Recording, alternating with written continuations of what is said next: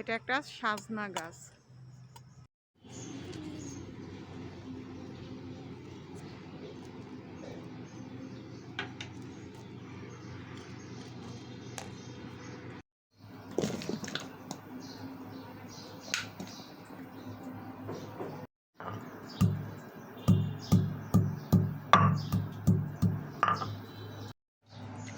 আমি বেটে নিয়েছি।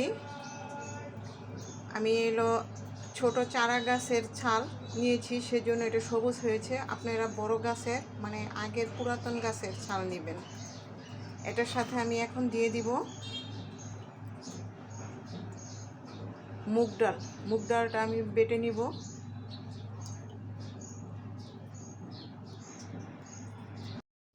ডালটা আমি বেটে নিয়েছি, এখন আমি একসাথে মিশিয়ে নিব। আমি বড়াটা বানানোর জন্য পেঁয়াজ কুচি করে কেটে নিয়েছি, কাঁচামরিচ কেটে নিয়েছি, রসুনটা এরকম করে চিকন করে কেটে নিয়েছি, সাথে আদা চিকন করে কেটে নিয়েছি। দিয়ে দিব ধনিয়ার গুঁড়া, দিয়ে দিব কাশ্মীরি লাল মরিচের গুঁড়া, দিয়ে দিব হলুদ গুঁড়া, দিয়ে দিব জিরে, আস্ত জিরে। আপনারা চাইলে জিরাটা বেটে দিতে পারেন, রসুন বেটে দিতে পারেন, আদাও দিতে পারেন, কিন্তু আমি কিছুই বেটে দিব না, আমি এগুলি সব আস্তা দিয়ে দিব। স্বাদ মতো লবণ, লবণটা দিয়ে আমি সবগুলি ভালোভাবে মেখে নিব।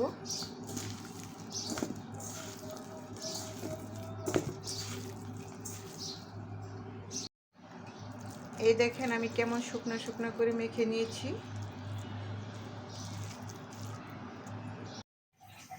আমি একটা কড়াই বসিয়ে দিয়েছি, তেল দিয়ে দিব।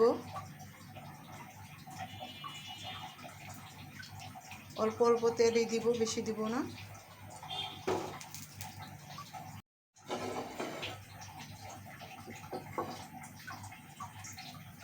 তেলটা গরম হয়ে গেছে, এখন আমি আস্তে আস্তে করে দিয়ে দিব বড়াগুলি।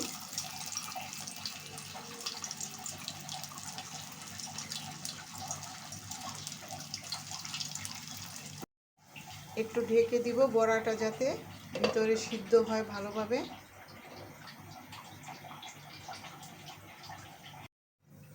আমি বড়াতে মুগ ডাল দিয়েছি, আপনারা চাইলে যে কোনো ডাল দিয়ে বানিয়ে খেতে পারেন, চালের গুঁড়া দিয়েও খেতে পারেন,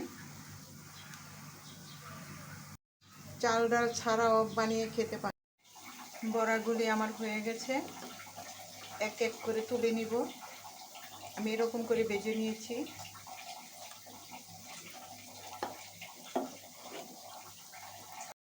আমি আপনাদেরকে একটা বড়া ভেঙে দেখাবো। এই দেখেন বড়ার ভেতরটা।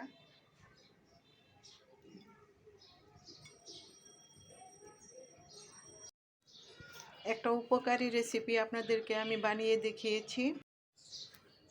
আমার ভিডিওটি ভালো লাগলে শেয়ার করে সাবস্ক্রাইব করে দিবেন। ধন্যবাদ সবাইকে। আসসালামু আলাইকুম।